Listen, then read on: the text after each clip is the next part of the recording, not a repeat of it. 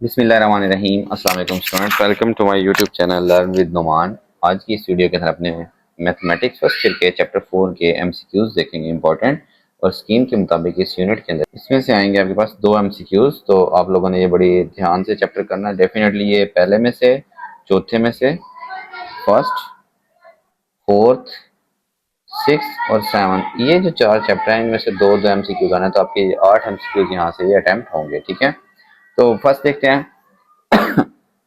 The word matrix was first used by the English mathematicians। ये तो फिर आपको रट्टा ही लगाना पड़ेगा, जेम्स सिल्वेस्टर। अब इसमें क्या कंसेप्चुअल है, ठीक है। तो the theory dash develop the theory of matrices and use them in linear transformation. ये आर्थर केले ने काम किया था, ठीक है। सेकंड वाला आपके पास इसका ऑप्शन है A. Determinants are invented by mathematicians. Matrix और है और डिटरमिनेंट्स और चीज है, बेसिकली है उन्हीं का डिटरमिनेंट होता है, लेकिन हम एक स्क्वायर मैट्रिक्स का डिटरमिनेंट ले सकते हैं। और ये सबसे पहले किसने इन्वेंट किया था स्टूडेंट्स हमारे पास? ये इन्वेंट किया था दो साइंटिस्ट ने, ठीक है, सीकी-कोआ एंड लेबनिज। तो इसका ऑप्शन करेक्ट होगा डी हमारे पास। अब ये आपका बेसिक आ गया, rectangular array of numbers enclosed bye a pair of brackets, के एक नंबर्स की तरतीब ऐसे और इनक्लोज बाय ब्रैकेट्स, ठीक है। तो ये कहलाता है हमारे पास मैट्रिक्स कहलाता है। फिफ्थ देखिए students, if A I J is a square matrix of order N, entries A11, A22, A33, AN, ये क्या बनाती हैं? अच्छा ये देखें स्टूडेंट्स, ये ना A11 से क्या मुराद है, A22 से क्या मुराद है? अगर ये एक मैट्रिक्स है,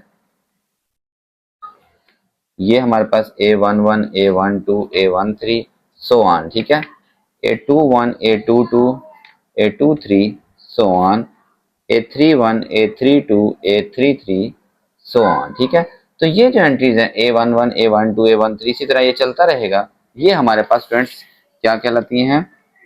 तो ये हमारे पास डायगोनल होता है, तो इसको हम मेन डायगोनल भी कहते हैं और प्रिंसिपल डायगोनल भी कहते हैं। तो इसका ऑप्शन डी क्या होगा? ठीक होगा, बोथ ए एंड बी। अब आपको ये A11 की अगर समझ नहीं है तो ये आपको समझना चाहिए कि A11 से मुराद पहली रो, पहला कॉलम, पहली रो, दूसरा कॉलम, ये रोज होती हैं, और ये क्या होते हैं? कॉलम। पहली रो, तीसरा कॉलम। तो ये पहली रो, पहला कॉलम, दूसरी रो, दूसरा कॉलम, तीसरी रो, तीसरा कॉलम, ये हमारे पास डायगोनल बनता है। इसको हम प्रिंसिपल डायगोनल भी कहते हैं और मेन डायगोनल भी कहते हैं, ठीक है स्टूडेंट्स।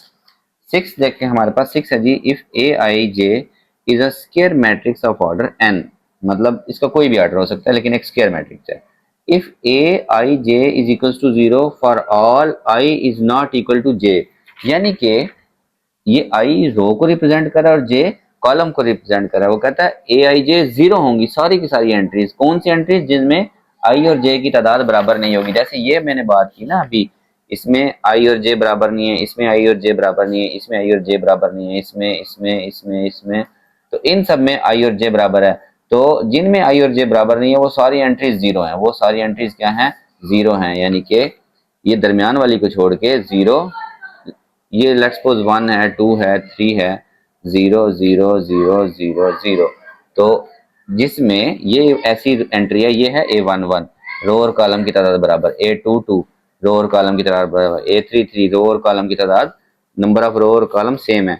तो इनके अलावा उसने कहा बाकी सारी एंट्रीज क्या हैं? जीरो हैं। ये देखें, ए आई जे जीरो है फॉर ऑल जिसमें आई और जे रो और कॉलम का नंबर बराबर नहीं है, and at least one A I J is not equal to zero, और एक आई जे जो जीरो नहीं है, ठीक है, जिसमें आई बराबर है जे, इसमें से कोई एक एंट्री, कम से कम कोई एक एंट्री जीरो के इक्वल नहीं, कोई एक एंट्री नॉन जीरो हो। लेट्स सपोज ये दो जीरो भी हैं लेकिन ये नॉन जीरो है।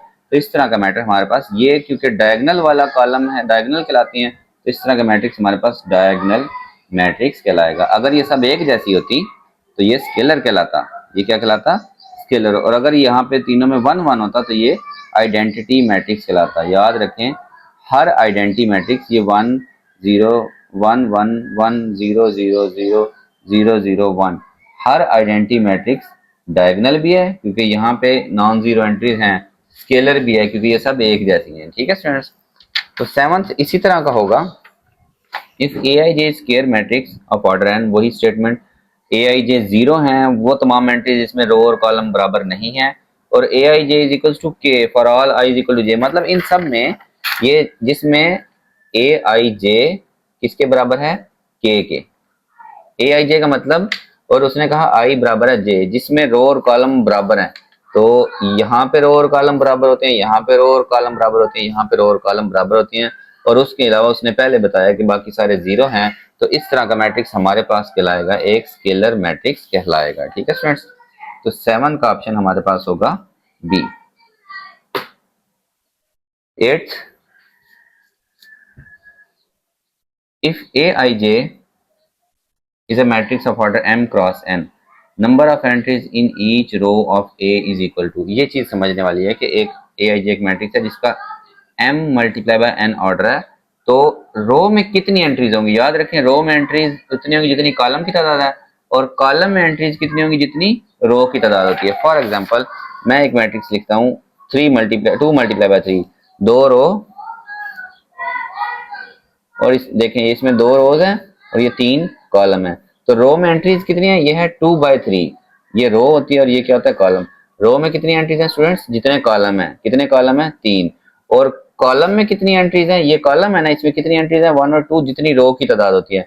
तो कॉलम में एंट्रीज रो के बराबर होती हैं और रो में एंट्रीज कॉलम की तादाद के बराबर होती है। ठीक है, तो पहले उसने रो में एंट्रीज पूछी तो हम कॉलम की तादाद बताएंगे 4, सेकंड में 11th में, ठीक है, सॉरी ये हमारे पास 8th है। If A I J is equal to matrix of order M cross N, the number of entries in each row, row में कितनी तादाद होती है स्टूडेंट्स, मैंने आपको बताया जो कॉलम की तादाद है n, और इसमें नेक्स्ट में उसने कॉलम में पूछी, सेम क्वेश्चन है m क्रॉस n, तो कॉलम में कितनी तादाद होती है जितनी रो की तादाद होती है, तो ये हमारे पास m होगा।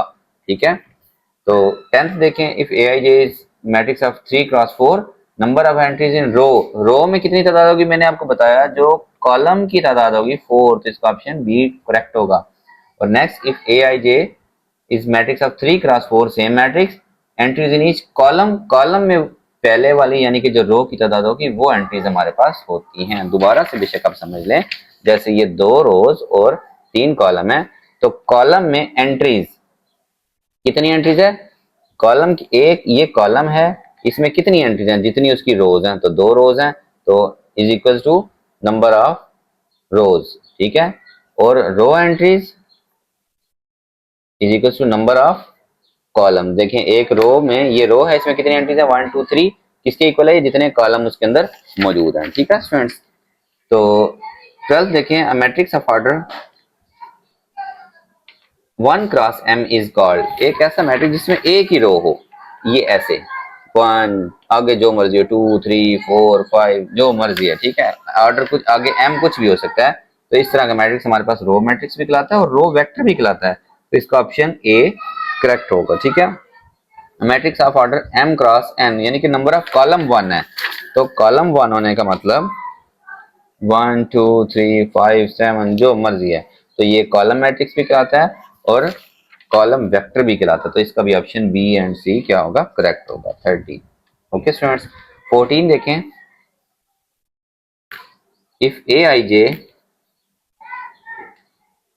इज ऑर्डर ऑफ ऑर्डर, इसका ऑर्डर है m cross n, then matrix obtained by interchanging rows and columns of A, वो क्या कहलाता है, ट्रांसपोज कहलाता है। ये कोई सोचने की जरूरत नहीं है, ट्रांसपोज में हम रोज और कॉलम को इंटरचेंज कर देते हैं। ठीक है, 15, if a is equal to A I J of order m cross n, then a into A trans must be, याद रखें कि हमारे पास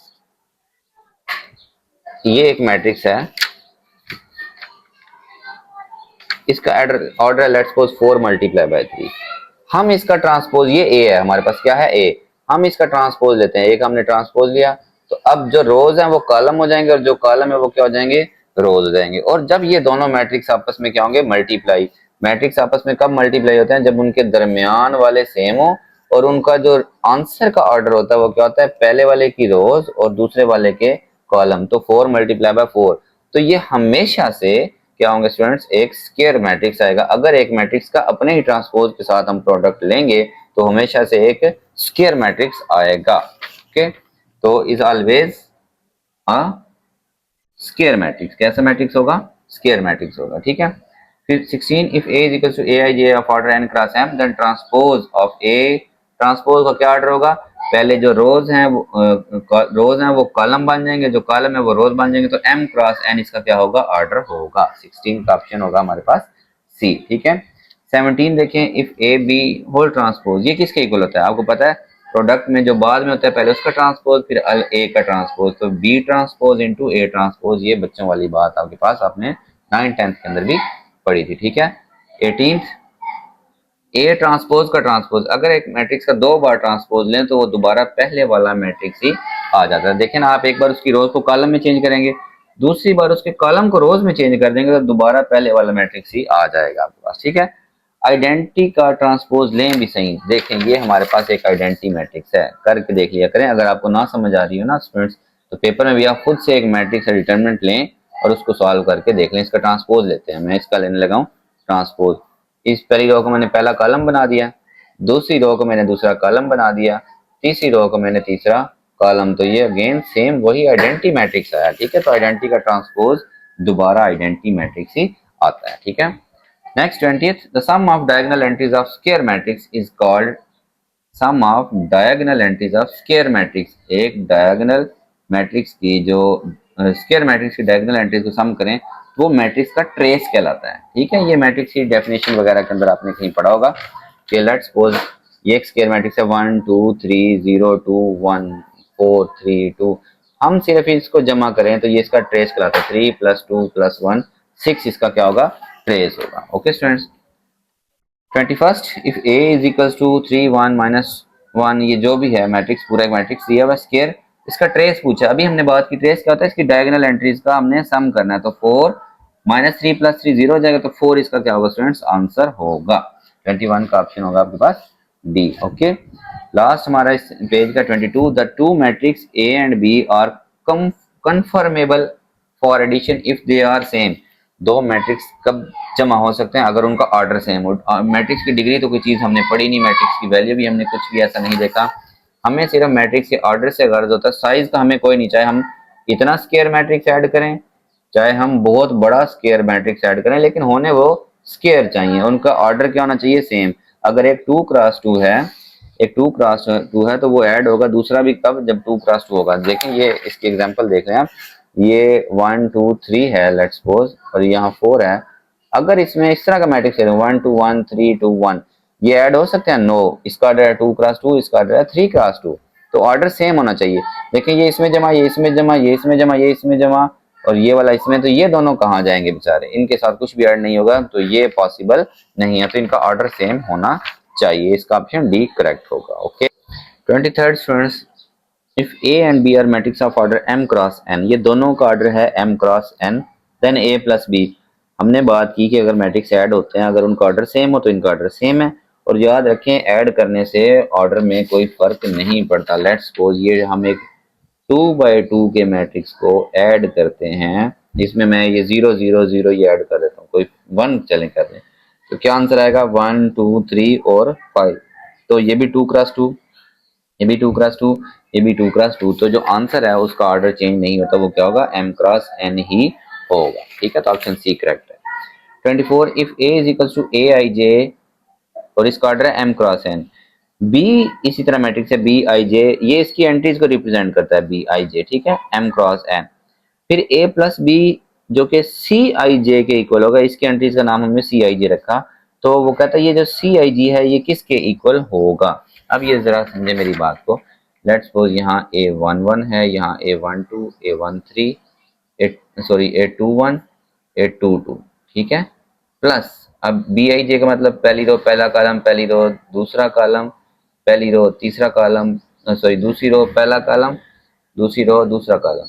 अब इसका जवाब जो आ रहा है ये आमने सामने ऐड होंगी, a11 और b11 ऐड होंगी, ठीक है, a12 और b12 ऐड होंगी, a12 और b12 ऐड होंगी, a21 और b21 ऐड होंगी ये वाली, और a22 और b22 आपस के अंदर ऐड होंगी। अब उसने यही इसी को नाम सी आई जे यानी कि C11 C12, ये C21 ये C22 है। तो ये जो सी आई जे है बेसिकली ये किसके इक्वल है, जब सी आई जे है तो ये ए I J plus B I जे के इक्वल है, ए I J plus B I जे के इक्वल होगा सी आई जे, ठीक है, क्योंकि ना यहाँ सब्ट्रैक्ट हो रहा है, यहाँ इसने जो ऑप्शन दिया उसमें ए I J minus B I जे, हम सब्ट्रैक्ट तो कर ही नहीं रहे, A I J plus B I J, yes ये करेक्ट है, मल्टीप्लाई भी ये नहीं हो रही, ये दोनों माइनस की भी नहीं हो रही, तो इसका ऑप्शन बी करेक्ट होगा, ठीक है students. If C and D are two matrix of order P cross Q and Q cross P, then C plus D is a matrix of order, यानी कि इसका ऑर्डर कुछ और है, इसका ऑर्डर कुछ और है, ठीक है, ये लेट्स सपोज 2 क्रॉस 3 है, ये 3 क्रॉस 2 है, कहते हैं अगर हम सी और डी को जमा करें तो कैसा मैट्रिक्स आएगा, ना ये पी क्रॉस क्यू आएगा क्योंकि ऑर्डर सेम होना चाहिए, तो ये ऐड हो ही नहीं सकते, तो नन ऑफ दीज इसका क्या होगा, ऑप्शन होना चाहिए, क्योंकि ये तो ऐड ही नहीं होते, ठीक है students. 26 two matrix A and B are conformable for subtraction if they are same. Addition basically subtraction खुद कुछ भी नहीं होता, सब्ट्रैक्ट करने का मतलब क्या स्टूडेंट्स, अगर 4 माइनस 3 है इसका मतलब है 4 में ऐड हो रहा है -3, ठीक है, तो subtraction itself is nothing, it's only the addition of negative value, ठीक है, नेगेटिव वैल्यू का ऐड होना, लेकिन इसके लिए भी ऑर्डर सेम होना चाहिए। If A and B are of order m cross n, then A minus B will be a matrix of order same, जो इन दोनों का ऑर्डर होगा, हमने वही देखा एडिशन में जैसे ऑर्डर चेंज होता है, इसमें सब्ट्रैक्शन में भी ऑर्डर चेंज, ये भी m क्रॉस n ही होगा, ठीक है। 28 if A I J into m cross n और B एक मैट्रिक्स है m क्रॉस n, तो A माइनस B क्या होगा, जैसे वो मैंने अभी आपको एग्जांपल एक समझाई थी यहाँ पे, कि जैसे ये CIJ है AIJ प्लस BIJ, तो सब्ट्रैक्ट में यहाँ पे माइनस होगा, ठीक है, तो यहाँ पे भी ये सारे क्या होंगे, माइनस होंगे, तो यहाँ पे भी ये क्या होगा, सी आई जे कैसे, ए आई जे में से बी आई जे, मतलब अगर ए 1 1 है उसमें से मैंने क्या माइनस करना, बी 1 1, अगर ए 2 1 है उसमें से मैंने क्या माइनस करना, बी 2 1, ठीक है, इसमें से इसको, तो ये माइनस वाले में बस इनके दरमियान में माइनस होगा और प्लस वाले में इनके दरमियान में क्या होगा, प्लस होगा, तो इसका ऑप्शन ए करेक्ट होगा। 29 if C and D are two matrices of order P cross Q and Q cross P respectively that C minus D, तो ये भी सब्ट्रैक्ट नहीं हो सकते, तो इसका भी ऑप्शन क्या होगा, none of these, order same होना चाहिए ऐड करने के लिए और सब्ट्रैक्ट करने के लिए, ठीक है। 30 multiplication of matrix bye a real और कॉम्प्लेक्स नंबर के, अगर हम मैट्रिक्स को एक कॉम्प्लेक्स नंबर के से मल्टीप्लाई करें इज कॉल्ड, ये क्या कहलाता है स्टूडेंट्स, रियल कहलाता है, कॉम्प्लेक्स कहलाता है, स्केलर कहलाता है या वेक्टर कहलाता है। मल्टीप्लिकेशन का क्या नाम है, real multiplication, complex, basically real और कॉम्प्लेक्स तो दोनों है, तो ये बेसिकली एक स्केलर मल्टीप्लिकेशन कहलाती है, कि मैट्रिक्स को हम एक स्केलर क्वांटिटी से मल्टीप्लाई कर सकते हैं, ठीक है फ्रेंड्स, वेक्टर से हम उसको नहीं कर सकते। 31 if a matrix is multiplied by a real or complex number k, then k into a is obtained by multiplying, matrix में जब भी हम मल्टीप्लाई कर रहे हो तो हम क्या करते हैं, हर रो और हर कॉलम के साथ मल्टीप्लाई करते हैं, तो पहला ऑप्शन है each entry of a row, एक रो के साथ, each entry of a column, एक कॉलम की तमाम एंट्रीज के साथ, तो मैंने बताया ये कॉलम और रो दोनों की तमाम एंट्रीज के साथ मल्टीप्लाई होने से आता है। फिर वो कह रहा है ईच एंट्री, तो ये भी बात ठीक है, ये भी बात ठीक है, ये भी, तो इसका ऑप्शन होगा डी ऑल ऑफ दीज, ठीक है।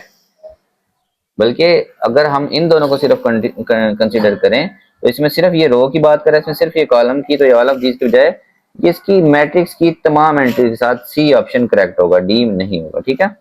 32 देखें friends, two matrices A and B are said to be conformable for the product, के दो मैट्रिक्स क्या प्रोडक्ट हो सकते हैं, कन्फर्मेबल का मतलब कि पॉसिबल है उनकी product, if the number of columns of A is equal to the number of is dash number of rows, equal होने चाहिए, नहीं इक्वल होने चाहिए, कम होने चाहिए, ज्यादा होना चाहिए, तो जरा ये चीज समझिएगा। लेट्स सपोज ये एक मैट्रिक्स है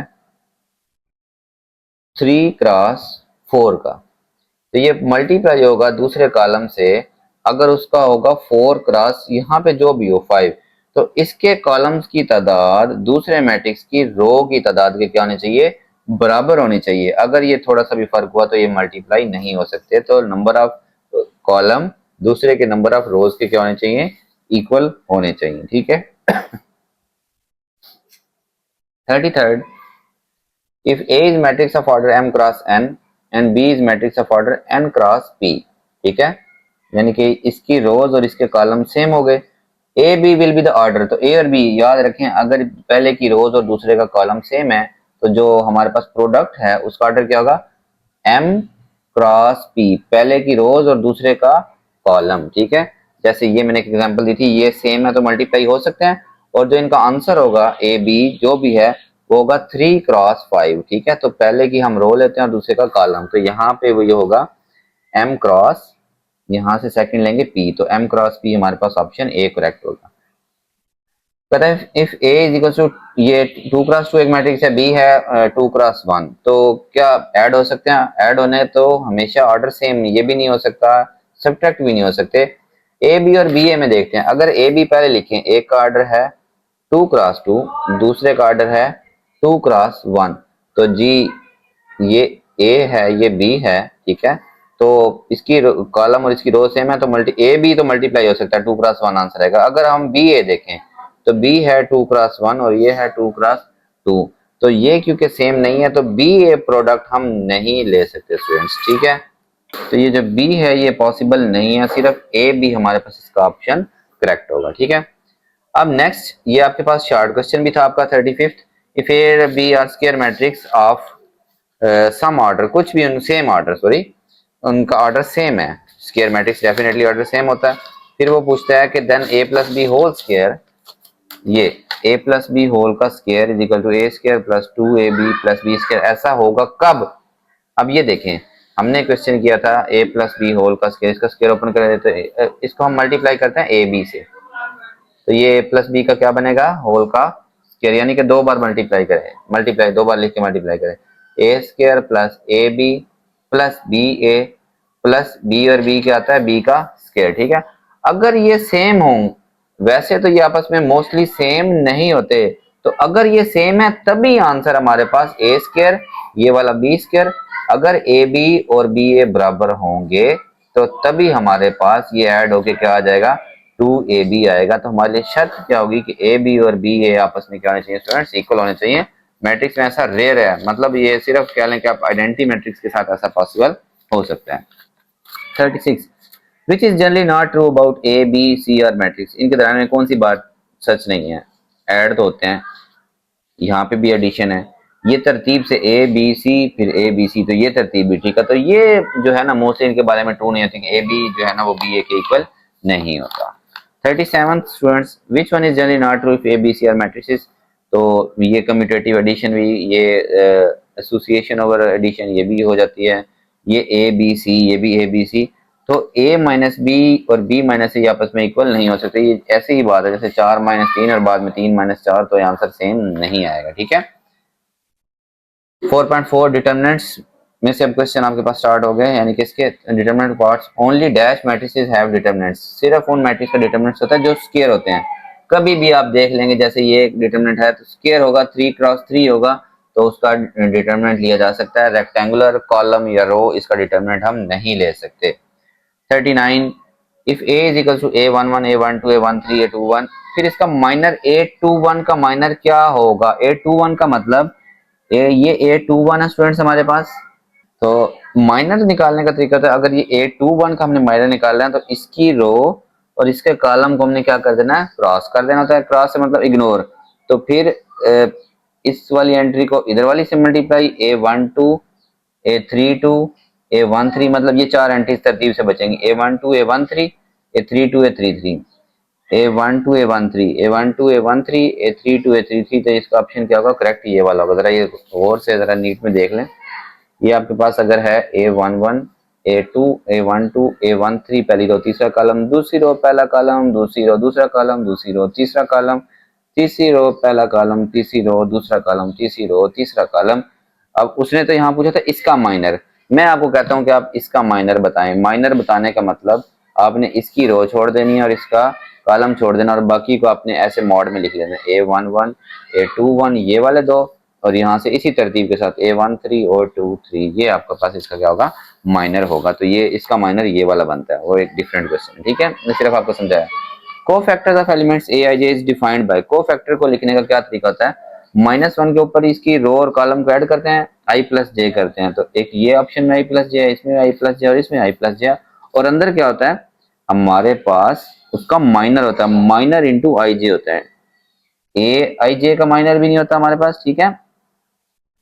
हमारे पास यहाँ पे तो -1 की पावर आई माइनस जे है, तो ये ऑप्शन ठीक होगा। माइनर जैसे हमने अभी a1 21 का माइनर निकाला, तो माइनर को हम m से लिखते हैं, तो -1 के ऊपर ये रो और कॉलम को ऐड करते हैं, माइनर होता है उसी का i इंटू जे का, ठीक है। तो इसका ऑप्शन सी क्या होगा, करेक्ट होगा। यहाँ पे a का मॉड है, यहाँ पे i माइनस जे आ गया ऊपर, तो ये भी करेक्ट नहीं होगा।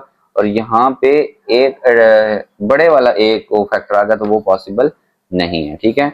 तो माइनर होता है यहाँ पे। 41 sum of products of element of a row, एक रो के एलिमेंट्स के प्रोडक्ट रो या कॉलम के विद द कोरेस्पॉन्डिंग को फैक्टर, अगर हम उसको उसके कोरेस्पॉन्डिंग को फैक्टर से मल्टीप्लाई करें तो ये किसके इक्वल आता है? ये स्टूडेंट्स हमेशा उसके मॉड के इक्वल आता है। इसकी एग्जांपल ये नीचे लिखी हुई है कि हर, ये अगर देखें ना, सेकंड पहली रो दूसरा कॉलम, पहली रो दूसरा कॉलम, दूसरी रो दूसरा कॉलम, दूसरी रो दूसरा कॉलम, तीसरी रो दूसरा कॉलम, तीसरी रो दूसरा कॉलम, तो हर एलिमेंट्स का प्रोडक्ट किसके साथ, उसके रो या कॉलम के साथ विद कोरेस्पॉन्डिंग को फैक्टर। ये अगर एंट्री है तो इसका कोरेस्पॉन्डिंग को फैक्टर A12 है, फिर उसके नीचे A22 आता है तो उसका कोरेस्पॉन्डिंग को फैक्टर A22 है। ये अगर A32 है तो उसका कोरेस्पॉन्डिंग को फैक्टर A32 है। तो इनको मल्टीप्लाई करें तो ये इस का क्या आएगा, हमारे पास मॉड आता है, जिसको हम मैग्नीट्यूड भी कहते हैं स्टूडेंट। 43rd में देखें, एक डिटरमिनेंट है, ये उसकी एंट्रीज हैं। तो कोरेस्पॉन्डिंग एलिमेंट को कोरेस्पॉन्डिंग को फैक्टर से मल्टीप्लाई नहीं किया, ये A12 है, ये A13 है, ये A22 है, ये A23 है, ठीक है स्टूडेंट्स। A22 A23 निकालेंगे तो इसके अंदर यही रिपीट हो जाएगा, तो इस वजह से ये सारे क्या हो जाएंगे स्टूडेंट्स, जीरो के इक्वल हो जाते हैं। तो इसका ऑप्शन क्या करेक्ट होगा, डी। अगर कोरेस्पॉन्डिंग A12 है, यहाँ पे भी A12 होना चाहिए, A22 है तो यहाँ पे भी A22 होना चाहिए। अगर हमारे पास एलिमेंट्स और उसका को फैक्टर का ऑर्डर सेम हो, A12 ये A12 होना चाहिए, A22 तो ये भी A22, तब उसका मॉड के इक्वल आता है, अदरवाइज वो क्या होगा, जीरो ही होगा, ठीक है। 44th, इफ ए मैट्रिक्स उसने दे दिया, उसने माइनर पूछा किसका, 1 2 का सिर्फ माइनर, पहली रो छोड़ देनी है, 1 का मतलब पहली रो, 2 का मतलब दूसरा कॉलम छोड़ देना है, इसका माइनर, इसको इससे मल्टीप्लाई करेंगे, -2 2 माइनस का 4, माइनस फार्मूला का 4 1 4, तो ये आंसर आया माइनस का 8। इसका ऑप्शन क्या करेक्ट होगा, सी, ठीक है। तो माइनर में हम बाहर -1 नहीं लेते, उसके ऊपर आई जे नहीं लिखते, वो को फैक्टर में लिखते हैं। सिर्फ माइनर पूछेगा तो आपने जो पहले वाला है वो रो छोड़ देनी है, दूसरे वाला जो दूसरे नंबर पे लिखा होगा वो वाला कॉलम छोड़ देना है, इस क्रॉस मल्टीप्लाई कर देना आपने, ठीक है स्टूडेंट्स, दरमियान में माइनस लेना। 45 फॉर स्क्वायर मैट्रिक्स ए, एक स्क्वायर मैट्रिक्स ए के लिए वो पूछता है ए का मॉड क्या उसके नेगेटिव ट्रांसपोज के इक्वल होगा, नो। ए का मॉड इनवर्स के मॉड के नेगेटिव इक्वल नो, तो ये हमने पढ़ा हुआ है कि चाहे ए का मॉड लें चाहे इसके ट्रांसपोज का मॉड लें, डिटरमिनेंट हमेशा क्या आएगा, सेम आएगा, तो इसका ऑप्शन बी करेक्ट होगा, ठीक है स्टूडेंट्स। 46, अब ये थोड़ा सा टेक्निकल है, जिन्होंने वो शॉर्ट क्वेश्चन किए उनको समझ आएगी कि 1 1 1, ये 2x2 6 3x और 3, ये आपस में वो कहता है कि x की क्या वैल्यू हो कि ये सॉरी जीरो के इक्वल, तो फिर x की क्या वैल्यू होनी चाहिए। देखिए डिटरमिनेंट जीरो होता है अगर उसकी कोई सी दो रोज या कोई सी दो कॉलम्स क्या हो स्टूडेंट, सेम होने चाहिए। अगर यहाँ पे 2 हो ना, ठीक है, और फिर इस रो में से 2 कॉमन ले लें, तो फिर ये 1 1 1 और नीचे भी 1 1 1, 6 और 3 2 6 3, ठीक है, तो ये जीरो के इक्वल आ जाएगा। और अगर ऐसे भी देखें तो ये 1 2 6 बन रहा है, तो ये भी 1 2 6, ये भी 1 2 6, ठीक है। तो अगर ये 2 होगा तो 1 2 6 1 2 3 2 6, एक्स की वैल्यू अगर 2 हो तो दो कॉलम में एक जैसे, तो आंसर क्या आ जाएगा, जीरो। तो एक्स की क्या वैल्यू होनी चाहिए, 2 होनी चाहिए, ठीक है। अब ये एक डिटरमिनेंट दिया हुआ है 47 में, जिसमें हमारी जो अपर ट्रायंगल और लोअर ट्रायंगल दोनों जीरो है, ठीक है। तो वो कहते हैं इसका डिटरमिनेंट क्या होगा, तो मैट्रिक्स का डिटरमिनेंट लेने का तरीका, अगर ऊपर और लोअर एंट्री जीरो है तो उसकी जो डायगोनल एंट्रीज होती है उनको आपस में मल्टीप्लाई करते हैं, B multiply by B multiply by B, वो कह जाएगा बी का क्यूब आ जाएगा, ठीक है। नीचे भी ऐसे ही है 48 के अंदर, अपर ट्रायंगल भी जीरो, लोअर ट्रायंगल भी जीरो, तो हम डायगोनल एंट्रीज को मल्टीप्लाई करें, B multiply by B, B square multiply by zero, तो ये क्या आ जाएगा, जीरो आ जाएगा, ओके स्टूडेंट्स।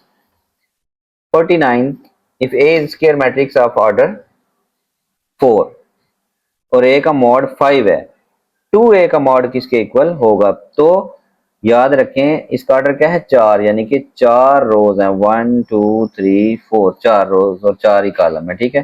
3 2 1 कुछ भी है, तो 2 को a से मल्टीप्लाई करना है, हमने क्या करना है, 2 को मैट्रिक्स से मल्टीप्लाई करना है, तो 2 तमाम रोज के साथ मल्टीप्लाई होगा, ठीक है। तो जब डिटरमिनेंट लेंगे तो हर रो में से हम 2 2 कॉमन लेंगे, तो 2 कितनी बार कॉमन आएगा, 4 बार कॉमन आ जाएगा, ठीक है। मैट्रिक्स में जब हम मल्टीप्लाई करते हैं स्टूडेंट्स तो हर रो और हर कॉलम से मल्टीप्लाई करते हैं, और जब हम डिटरमिनेंट लेंगे तो उसकी चारों रो या चारों कॉलम्स में से 2 2 कॉमन आ सकता है, तो 2 2 4 4 2 8 8 2 16, अंदर दोबारा ए बन जाएगा और ए का मॉड हमें पहले ही पता है 5, तो 16 5 क्या हो जाएगा 80 हमारे पास हो जाएगा। ठीक है। 50 देखें, इफ एनी टू रोज और columns of determinants of square matrix are identical then the value of determinant, अगर कोई सी दो रोज या कोई से दो कॉलम सेम हो तो ये आपको पता है प्रॉपर्टी, इसका आंसर क्या होता है 0 होता है। ओके। 51st, यहाँ पे भी प्रॉपर्टी लगेगी 147 147, 5 माइनस 2 0, 2 माइनस 2 0, 369 369, तो ये दो रोज सॉरी ये भी सेम है, 4 माइनस 2 6, 4 माइनस 2 6, 709 709, तो इस तरह के मैट्रिक्स में हम इसको और इसको ऐड कर देना और बाकी दोनों सेम रहने दें।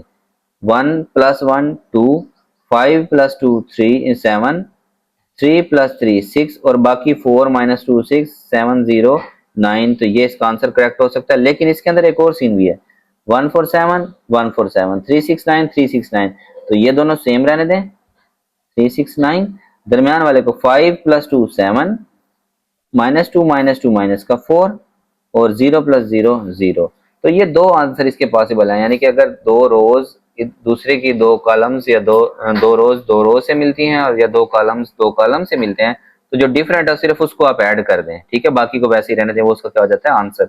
तो इसके ये दोनों आंसर करेक्ट होंगे हमारे पास स्टूडेंट्स। ठीक है, तो इसका ऑप्शन हमारे पास होगा ये 247 वाला, ये पहले वाला 247, 7 माइनस 2 0 669, ये वाला भी करेक्ट है। ठीक है, और फिर उसके अलावा ये ऑप्शन हमारे पास, ये इसने गलत लिख दिया बेसिकली, 147 7 माइनस 4 0, जहाँ पे इसने लिखना था 369 वो उससे मिस्टेक होगी, उसने इसको भी ऐड कर दिया। ठीक है, तो यहाँ पे 369 होगा, तो ये बोथ एंड भी करेक्ट होंगे, अदरवाइज फिर सिर्फ ये वाला करेक्ट इसका बनता है। ठीक है, 52nd देखें स्टूडेंट्स, के मल्टीप्लाई हो रहा है, ये अंदर एक डिटर्मिनेंट है। ठीक है, A11 A12 A2 1 2, उसकी एंटीज लिखे हैं, तो इसका क्या आंसर होगा। देखिए, जब भी कोई स्केलर डिटर्मिनेंट से मल्टीप्लाई होता है, या वो किसी एक रो से मल्टीप्लाई होता है या वो किसी एक कॉलम से, तो ये पहली रो से मल्टीप्लाई हो सकता है, ये दूसरी रो से मल्टीप्लाई होता है, ये तीसरी रो से मल्टीप्लाई हो सकता है, तो इसके ये तीनों आंसर क्या होंगे करेक्ट होंगे। ठीक है, तो next 53rd 1 0 0, 5 minus 3 2 0 0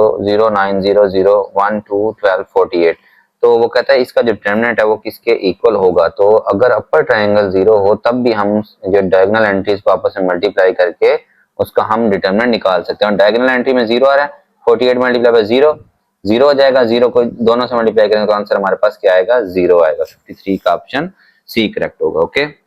54th, a square matrix A is called singular अगर उसका मॉड 0, ये तो आपने पढ़ा हुआ है।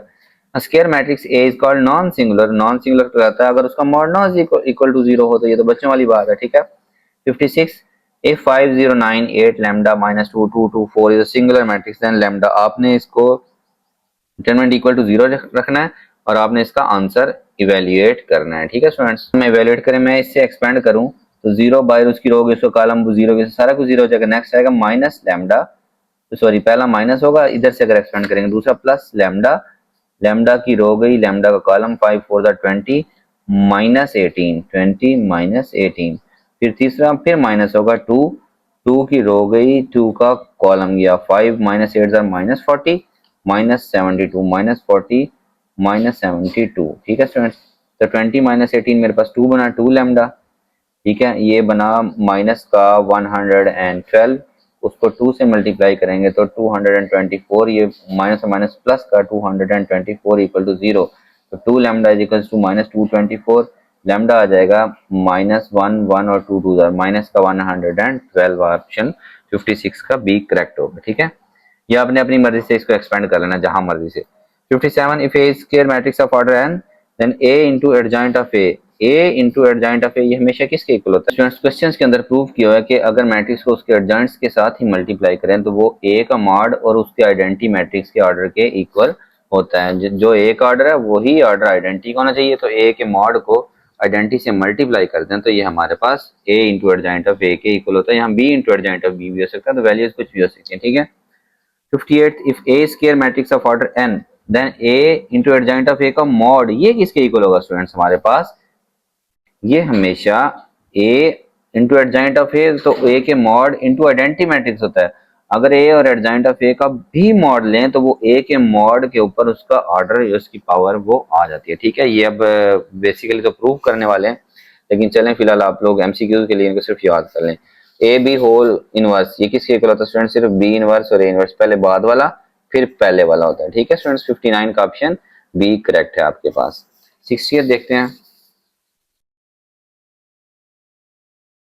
If x is equal to 1 0 2 0 2 1 1 minus 1 तो x इनवर्स, आप इसको स्किप कर दें, इतना बड़ा इनवर्स वाला क्वेश्चन आपके पास एमसीक्यूज में नहीं आ सकता। ठीक है, तो ये आप या तो फिर इसको सिर्फ सॉल्व करके इसका आंसर याद रख लें अगर इस तरह का आ जाता तो। 61 if A B is equal to B A, और ये दोनों आइडेंटिटी के इक्वल है, फिर कौन सी स्टेटमेंट ट्रू होगी? A is unit matrix, B is unit matrix, A and B are inverse of each other, none of these। बिल्कुल A और B जो है ना वो क्या होंगे? 61 का ऑप्शन हमारे पास C करेक्ट होगा कि जब भी एक मैट्रिक्स को अपने ही इनवर्स से मल्टीप्लाई करें तब आइडेंटिटी मैट्रिक्स आता है। तो A B का इनवर्स है और B A का इनवर्स है, तभी जो है ये आइडेंटिटी के इक्वल आ रहे हैं, तो इसका ऑप्शन करेक्ट होगा C। ठीक है, अगर ए यूनिट लें तो वो बी के इक्वल आ जाएगा, और अगर बी का यूनिट लें तो वो ए के इक्वल, तो वो आइडेंटिटी नहीं बनेंगे। Okay students, 62 if A is non singular matrix के ए का 2 बार इनवर्स लें, अगर हम ए का 2 बार इनवर्स लें, एक बार इनवर्स लें तो वो ए इनवर्स हो जाएगा, उसको दोबारा इनवर्स लें तो वो ए आ जाएगा, यानी कि ये माइनस माइनस किसों का प्लस और 1 1 जार 1। बेसिकली ऐसा होता नहीं है, लेकिन सिर्फ याद रखने की गर्ज तक ये बात आप जेन में रख सकते हैं। ठीक है, form a matrix A N equivalent matrix can be obtained, एक ए मैट्रिक्स से इक्विवेलेंट मैट्रिक्स किस तरीके से हम ले सकते हैं? ठीक है, रोज को इंटरचेंज करें बिल्कुल इक्विवेलेंट ही रहेगा, रो को एक नॉन जीरो नंबर से मल्टीप्लाई करें तब भी वो इक्विवेलेंट, मतलब इनमें नंबर ऑफ एंट्रीज सेम रहेंगी।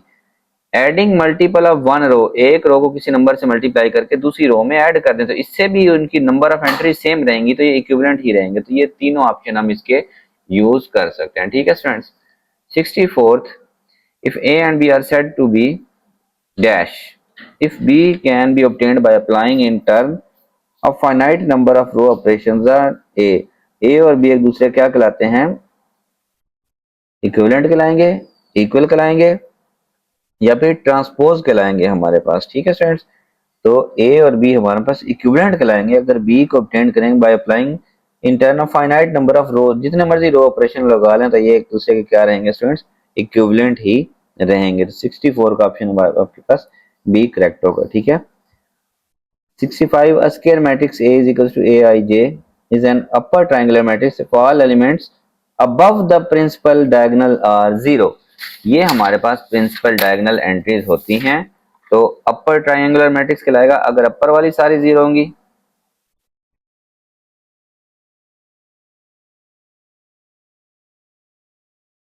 तो अपर ट्रायंगुलर कहलाएगा अगर नीचे वाली सारी 0 होंगी। ठीक है,